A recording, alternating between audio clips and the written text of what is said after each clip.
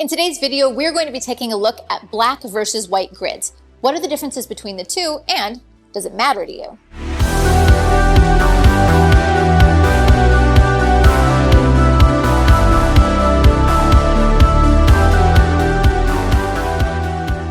Hey everybody, Lindsay Adler here. Lighting is a passion of mine, and I am a proud lighting nerd.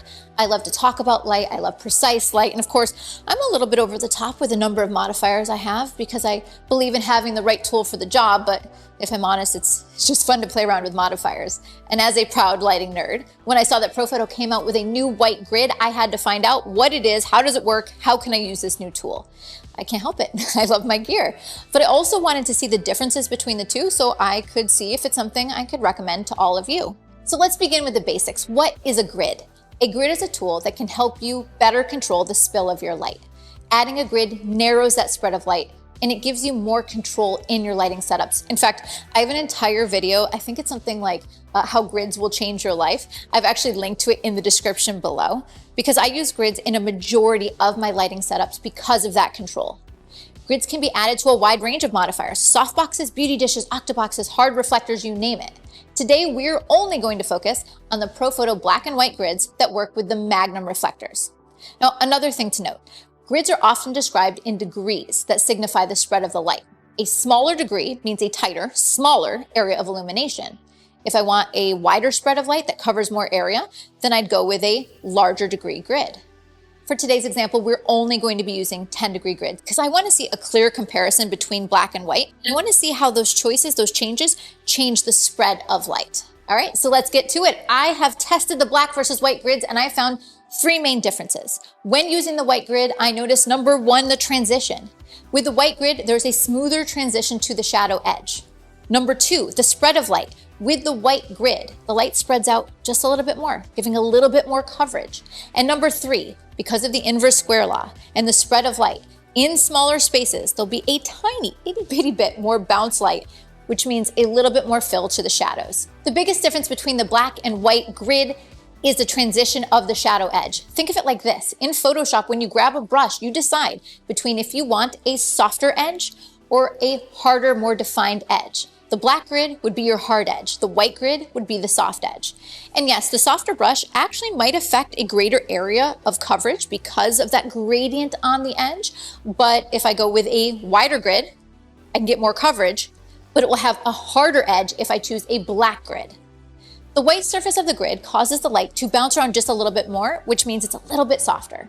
Let's take a look at that in action. We're going to take a look at the black versus white grids in three different ways. Now, traditionally, when talking about grids, black is what you would almost always buy. White is kind of the new feature that I really wanted to put into practice. Before we actually see the comparisons between the two, I'm going to take a picture of the Magnum reflector, as you see here, just pointed at the background with no grid at all.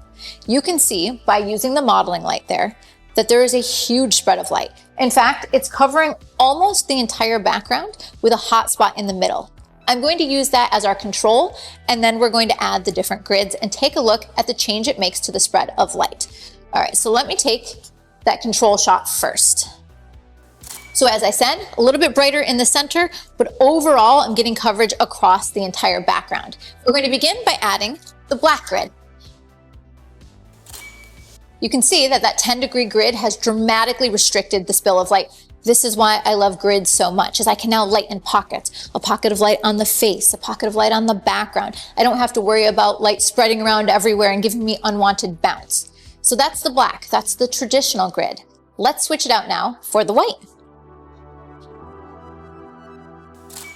Let's compare these two images side by side. Now, when we look at the white grid, you can see that there's a little bit more spread of light around the edges of the background, and there's just a little bit of a softer, smoother transition to the edge of light. It is not nearly as abrupt. So once again, as we talked about before, it's quite similar to selecting a hard edge versus a soft edge brush in Photoshop. Neither one of these is right or wrong. It depends on what I'm trying to achieve.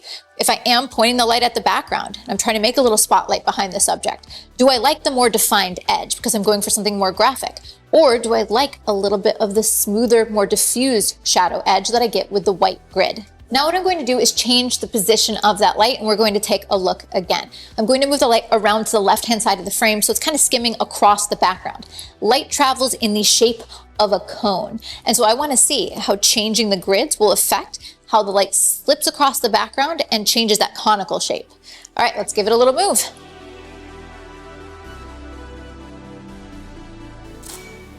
The first image that we have here is taken with that Magnum reflector with no grid on it. And you can see that kind of conical shape that we've created. It's brightest closest to the light source, and then it falls off. And this is a kind of visual representation of the inverse square law. But what we're really concerned with is how grids affect that fall off and shape of light. So I'm going to start with the traditional black 10-degree grid. You can see just how contained the spill of light is. I can barely even see the light source anymore. All of the shadows around the edge of the frame are almost pure black, pretty much no detail, and there is a relatively crisp shadow edge as we look at that more restricted cone shape. Now I'm going to switch it out for the white grid. All right, now let's put up the black versus the white grid. With the black grid, as we talked about before, the edges are quite defined and all the shadows are dark. But with the white grid, you'll notice just a little bit of a change. There's a little bit more of a softer edge, a little bit of a feathering of the edge, and especially with the shadows closer up to the light, they've been lifted a little bit because there's more of a spill of light. So as you can see, choosing black gives me more defined shadow edges, more concentrated, controlled light. Switching over to the white softens that edge, gives me a little bit more spill. Now, both of these examples have been pointed at a fashion gray background as a neutral point.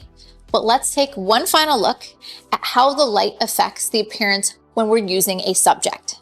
Now I've brought in my subject, Lex, and we are going to take an image pretending that we're in a small space. So imagine white walls very close to the subject or not having very high ceilings. What that means is if you don't have control over the spill of your light, it will bounce everywhere and off of every surface. So over on the right-hand side of the frame, we have introduced a white V-flat.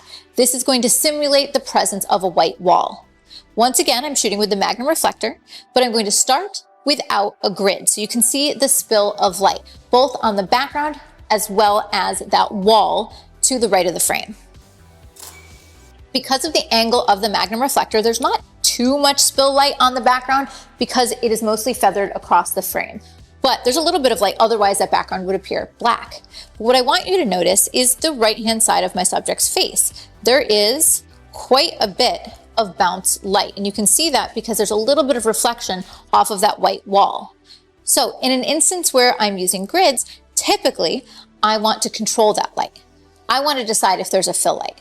What I could do is I could put up a black V-flat over here to prevent that spill, or I could switch over to a black grid to control the spill of light.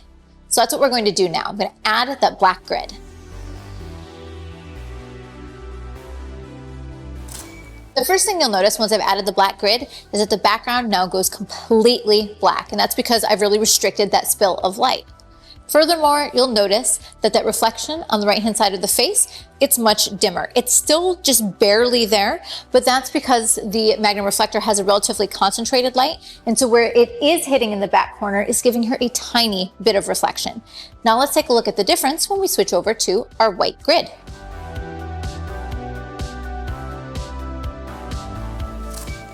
With the white grid, the background is still pure black, but you'll notice there's just a little bit more spread of light, illuminating her hair a tiny bit more, and the fill light bounced off of that wall is just a little bit brighter. So what it means is the light spread out a little bit more, it wasn't as concentrated, and therefore you're getting just a tiny bit more bounce. So we've decreased the contrast in the image just a little bit. In these three different scenarios, we compared the black versus the white grid, and overall, the differences were relatively subtle, but you primarily noticed them on the edge of the shadow. But that has several implications.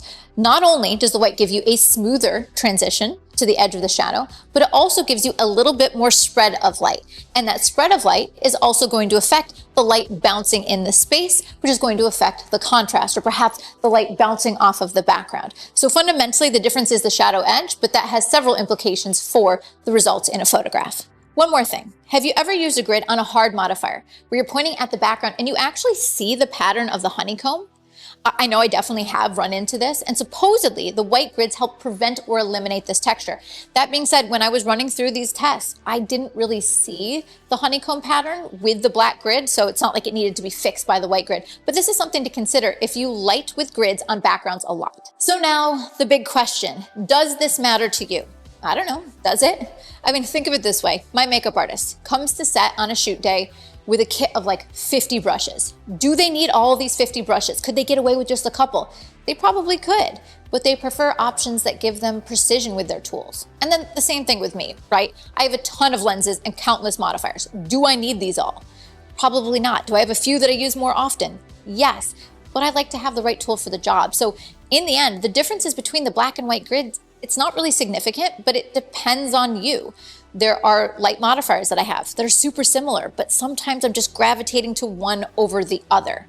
So for you fellow gear nerds, I hope you have found this quick comparison useful when comparing the white versus black grid on the Magnum Reflector. So maybe I've saved you money because you're like, oh, there's not that much of a difference, or maybe you're adding this to your wish list because you like that softer edge. Either way, grids are essential to the way that I light, and I have a grid for every modifier that they make them for because I love that control. If you would like to learn more about lighting and grids, I have 2 tutorials, Master Studio Lighting and Master Location Lighting, that I've included in the description below, and these are super in-depth. I hope you've enjoyed this video, and I encourage you to give it a like and subscribe, show me some love, and if you'd like to pick up the grids that I use and the rest of the gear in this video, be sure to visit Adorama.com. Thanks everyone, and I'll see you next time.